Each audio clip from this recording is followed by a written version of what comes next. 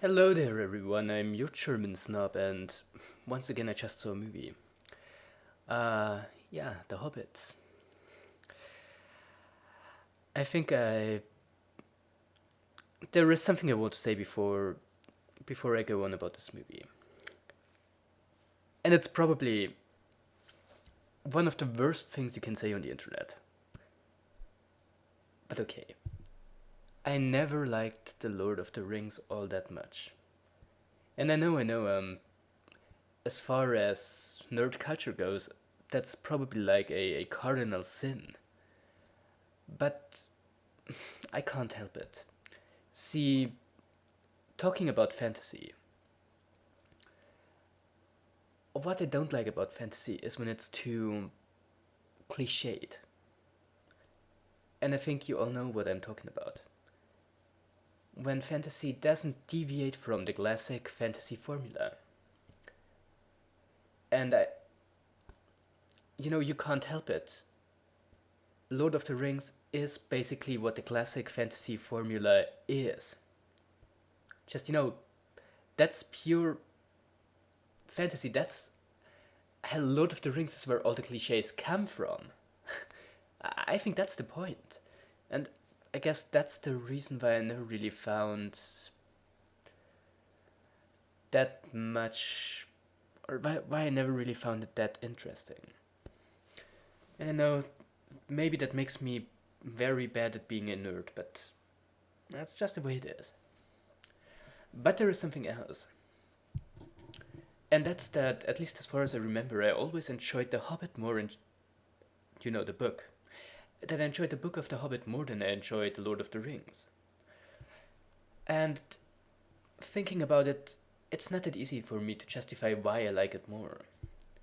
I think it's just, I guess, because it's a much simpler story.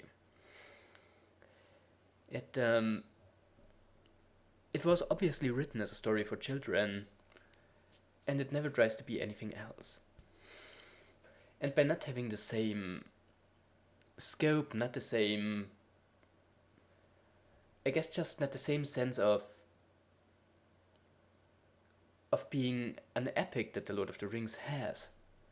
The fact that the setting in and of itself is kind of stale, to my eyes, um, is not that much of a problem to me, if you know where I'm coming from with that. So therefore, I always enjoyed The Hobbit more than I enjoyed The Lord of the Rings.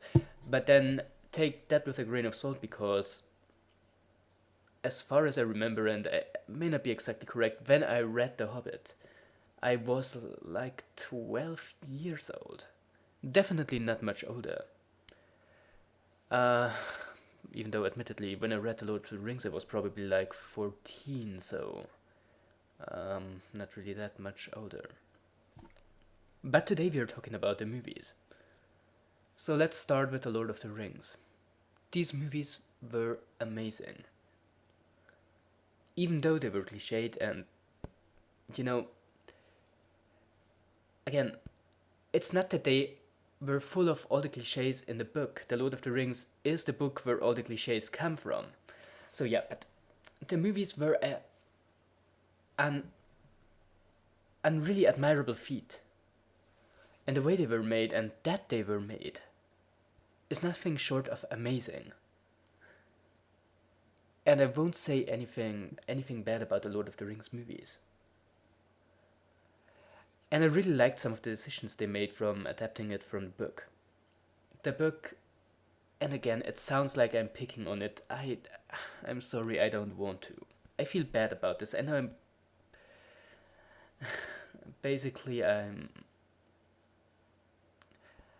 probably attacking a holy cow here.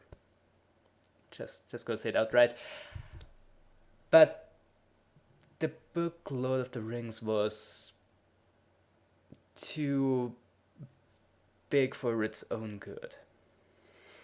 There was so much stuff in there, and even though there was actually some stuff I really like on the side, hey, I think one of my favorite parts about the Book of Lord of the Rings were the parts about Tom Bombadil, who, interestingly enough, was not in the movie.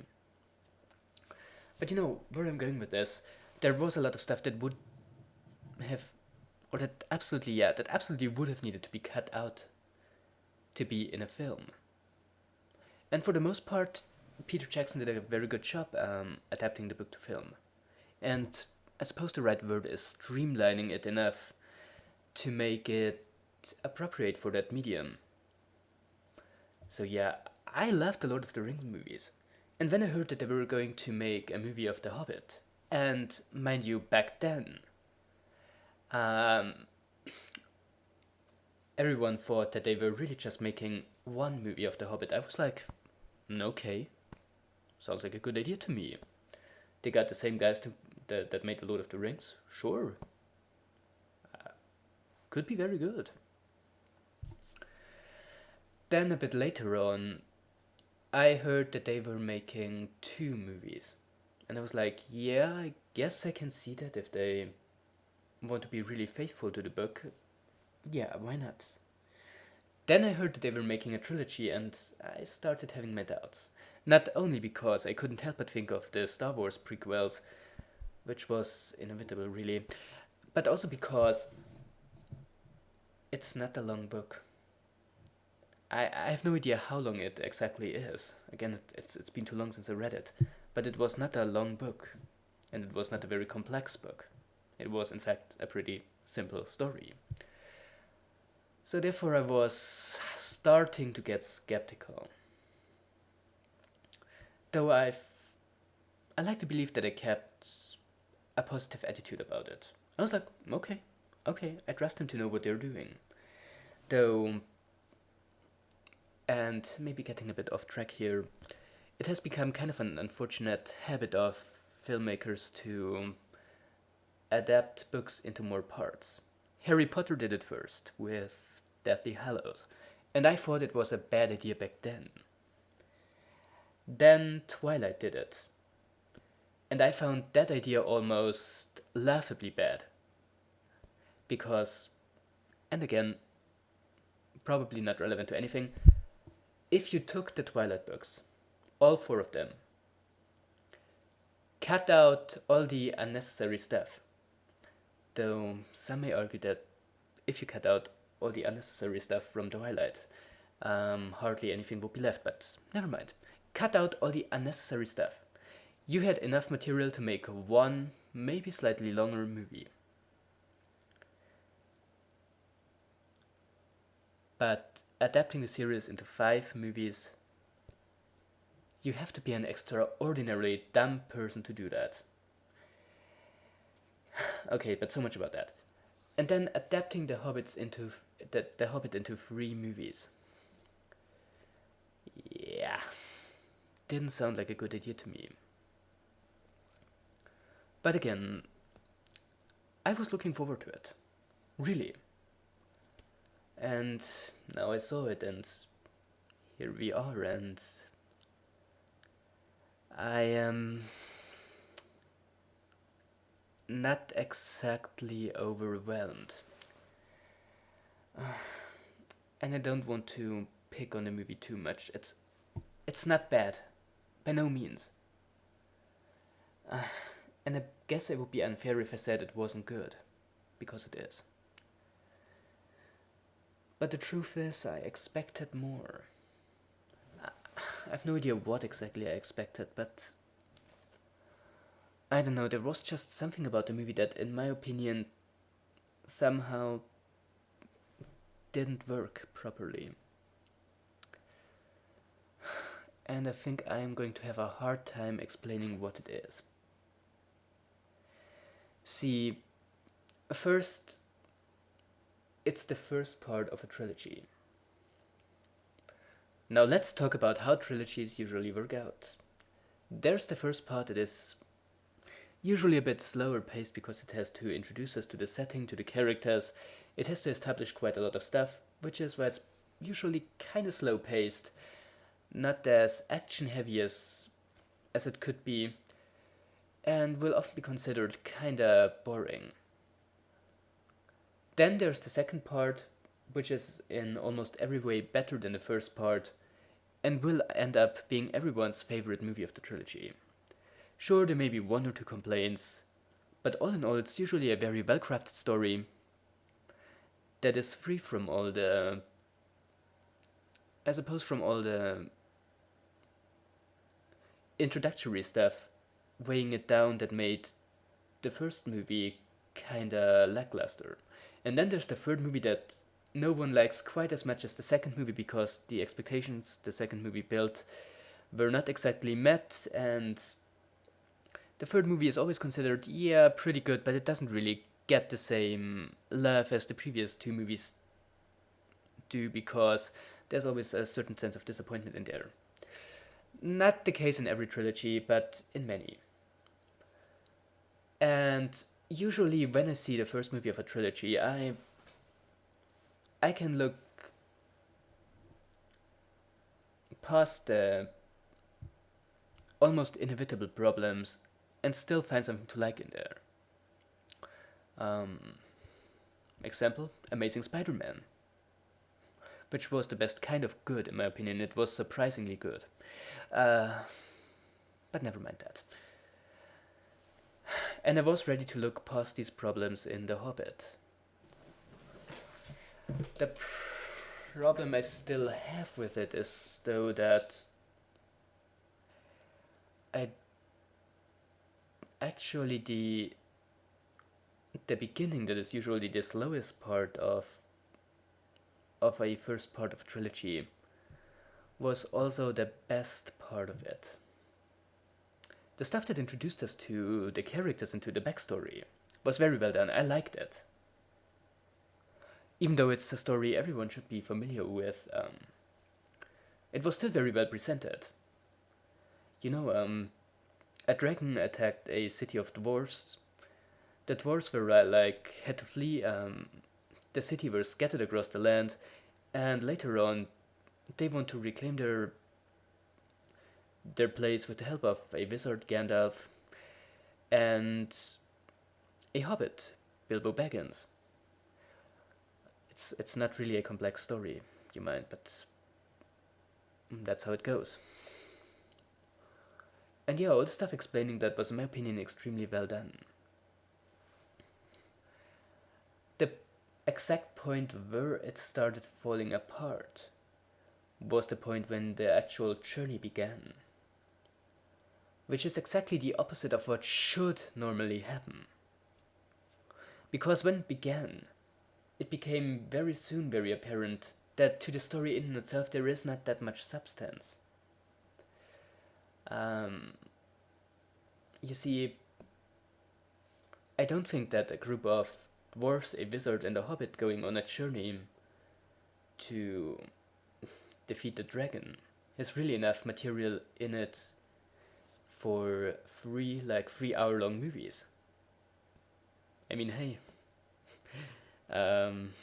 My Little Pony once did the same story in 22 minutes. Nah, of course, just a little joke on the side, but you know what I'm talking about. So, and I think the people making the movie knew that, so they had to pad it out. And they tried to do that. And it didn't work that well. See, my problem is that the whole movie was kinda structured like a road movie. You know, there was the journey, and basically the whole story comes from the stuff that happens on that journey. And a good movie of that kind should, while, oh god, it's gonna be hard to explain. It should offer enough distractions on the way to keep the story interesting, while always following a clear and simplistic story that should never get lost among the stuff that happens on the side. And in The Hobbit, the problem is that exactly the opposite of that happens. See, basically all the substance of the movie, all the stuff that actually happens, is stuff that is mostly unconnected to the main storyline. And in my opinion, that turns the movie into kind of a mess. Yeah. I guess, again, it's not nice for me to say that, but that's how it felt to me. The question is, how does it really fare as an adaptation of the book? And I guess I could answer that question much better if it wasn't that long ago when I read it. But I don't think really all that well either. I mean, I knew what to expect. Before the movie came out, it was on many points mentioned that Jackson is not only going to adapt the book, he's also going to adapt a lot of the stuff from, I'd love to say the extended universe, but that would be misleading, from the other stuff that Tolkien wrote that is set in the same continuity. So he wanted to flesh out the story with other stuff that was supposed to happen in that same time period. And to me, that from the beginning, that sounded dangerously close to he wants to write fan fiction. But okay, no, it was by no means that bad. But again, the problems are obvious. There is that really simplistic, personal, straightforward story in there that would work very well for one single movie. And a lot of what, I'm sorry, I would call needless distraction that's just kinda in there and just takes away from what the story is actually supposed to be about. And you know what? That's a shame.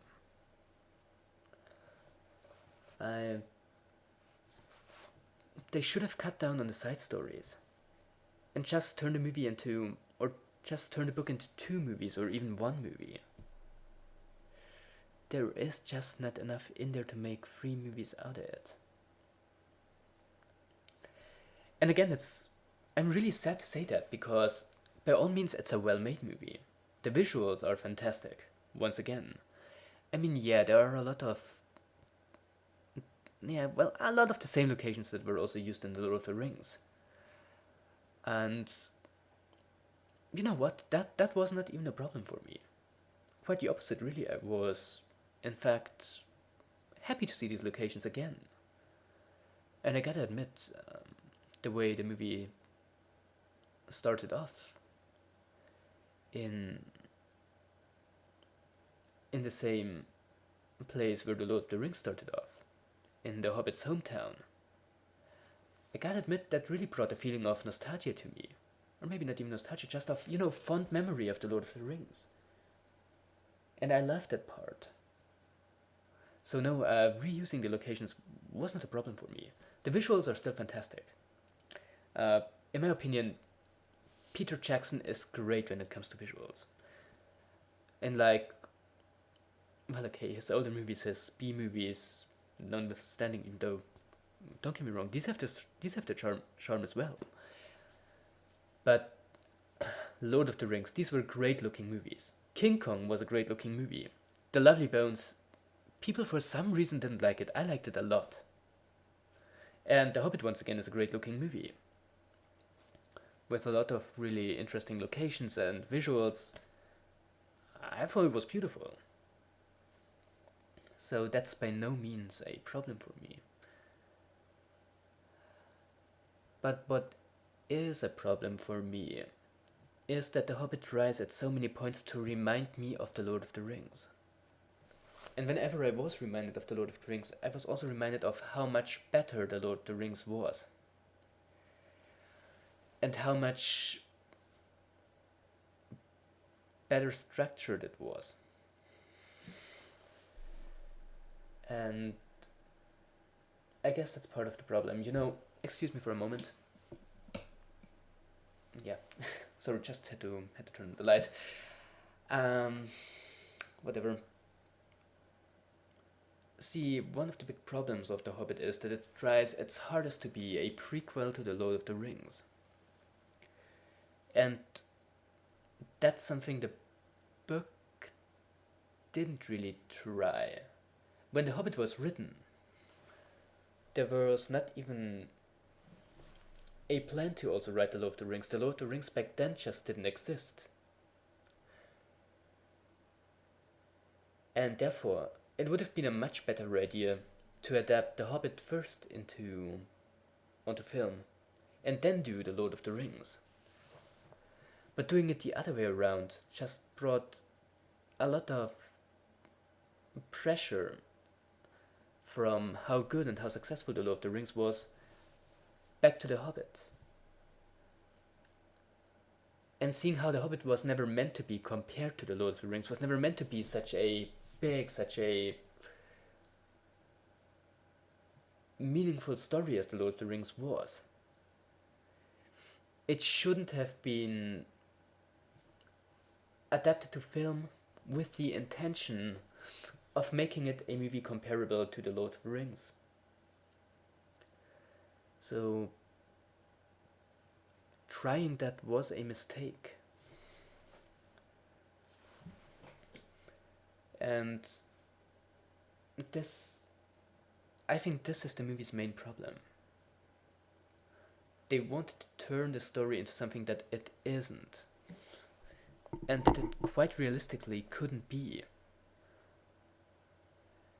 And while again, the result is by no means a bad movie, it's at the very least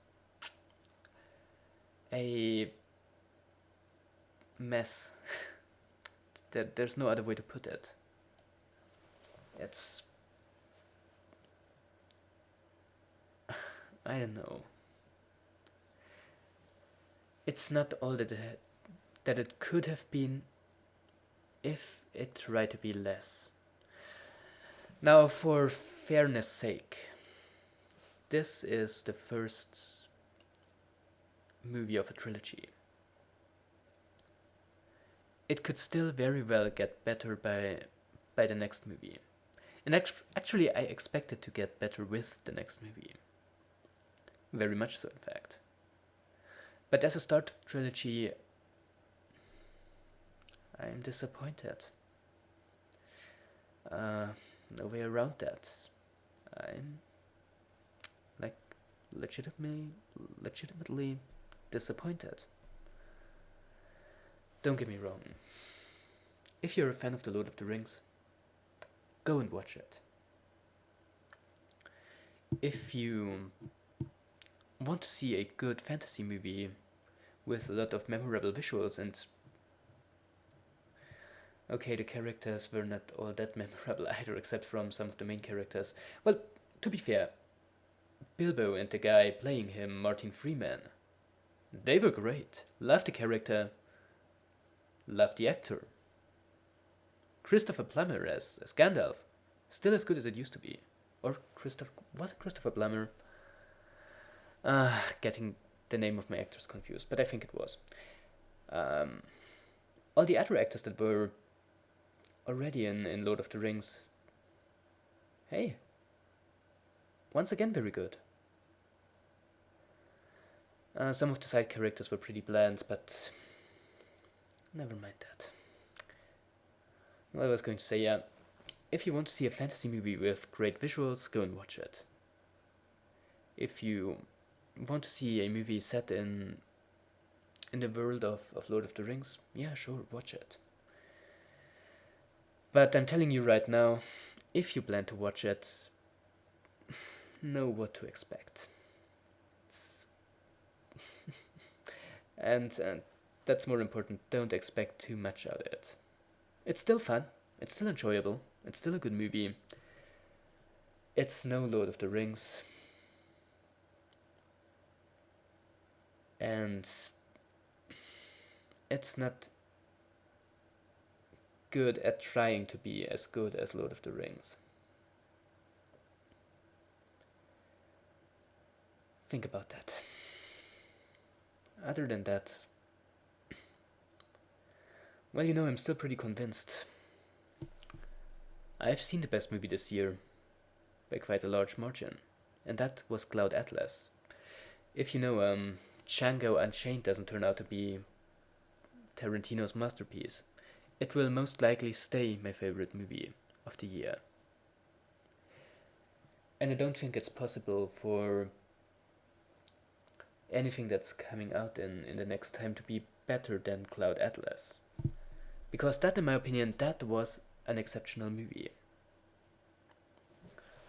And this was a year with quite a few really good movies. Definitely. I mean, we had the end of the Batman trilogy, we had The Dark Knight Rises, which was not perfect, but really good. We had The Avengers, which I didn't dig all that much, but never mind, people liked it, and I still appreciated it. We had, again, Amazing Spider-Man, which was, as I already mentioned, the best kind of good. It was surprisingly good. Not a masterpiece, but a movie that you can watch and say, didn't expect that. You had Cloud Atlas, which was one of the best things I've ever seen.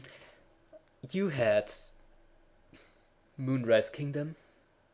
It's pretty obscure, you've probably never heard of it. Which, if you see it on DVD at some point, go and watch it. Really enjoyable movie. Wasn't even shown in theaters around here. What a shame, that was a great movie. So it was a year full of very good movies. That's what I wanted to say. And even though some of them were not quite as good as they could have been, hey, I'm still not disappointed. But, The Hobbit, I expected more out of it. Maybe it was my mistake. Maybe it was. Maybe you will like it better. And God, does that light look as stupid to you as it does to me? Whatever. I think that's a pretty good point to end my review. And as you know, I'm your German snob. That's my opinion. You can go and find your own. And I'll be seeing you in my next video, if you happen to watch it. So that being said, have a wonderful evening, and I hope to see you again soon. Goodbye.